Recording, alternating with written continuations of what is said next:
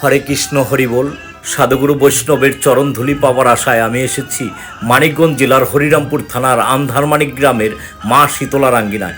মা শীতলা রাঙ্গিনায় আজ নীলাকীর্তন হচ্ছে। দেখুন কত সুন্দর নীলাকীর্তন হচ্ছে। আর নীলাকীর্তন পরিবেশন করতেছে বাংলাদেশের সুনামধন্য শিল্পী মহাদেব ঘোষ। দেখুন তিনি কত সুন্দর নীলাকীর্তন পরিবেশন করতেছে। তো আপনার ভিডিওটি শেষ পর্যন্ত দেখুন। জয় নিতাই, জয় নিতাই।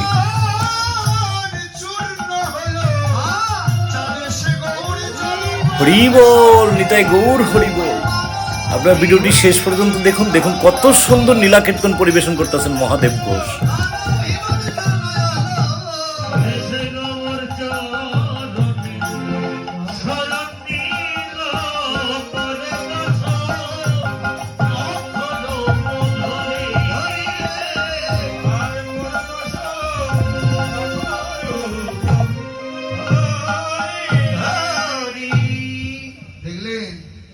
সাদেরও অহংকার শূন্য হয়ে গেল। গৌরাঙ্গ রূপ নয়নে হেরে গৌর চরণে গিয়ে শরণ নিলেন। এবার তুলনা করলেন কার সাথে জানেন? সোনার সাথে। সোনার যে দাম জানেন তো? এই যে জানে অনেক দাম না? স্বর্ণের যে দাম, তাই না মা? দাম না কম দাম, এই সোনার সাথে গৌরাঙ্গ রূপের তুলনা করলেন। সোনা অহংকার করলেন। হ্যাঁ, তুলনা করলেন কেন? ওই যে অমূল্য রতন সবাই অঙ্গে ধারণ করে, আবার যতন করে সিন্ধুকে রেখে দেয়। প্রভু হে, আজ হতে আমাকে তোমার চরণে অর্পণ করলাম। আহ, হরি বল, হরি বল, নিতাই গৌর হরি বল। বন্ধু, করুণার সিন্ধু, দয়ালের শিরোমণি, শিরোমণি, আজ হতে আমি তোমার হলাম, তোমার হলাম। যখন এমন করে বললে, প্রভু তো দয়াময়, প্রভু চরণে আশ্রয় নিলেন।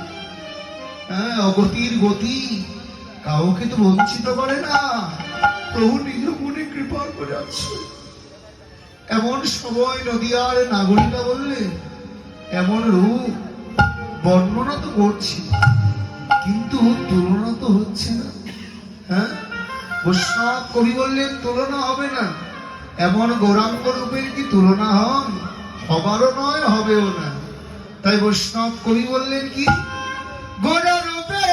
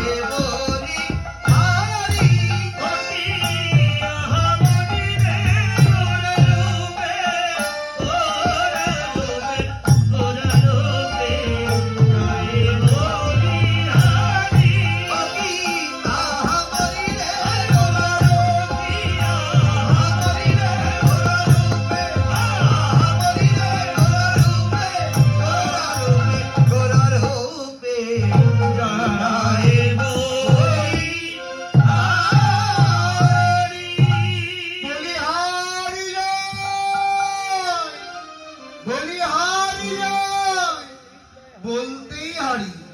গৌরাঙ্গ রূপের তুলনা হয় না। যাই বলি তাই হেরে যায়।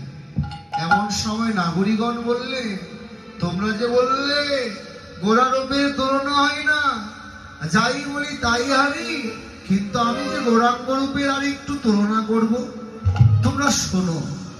তাহলে কি দিয়ে তুলনা করবে? এবার চাঁদের সাথে গৌরাঙ্গ রূপের তুলনা করলেন। কি? ওরে হেরি সদা করো মোরচি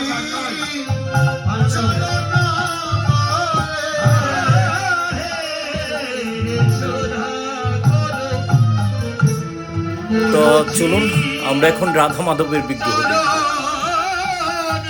দেখুন এই যে রাধা মাধবের বিগ্রহ, আমি দিক থেকে দেখাচ্ছি। দেখুন কত সুন্দর এই বিগ্রহ। জয় রাধা মাধব, জয় রাধা মাধব, জয়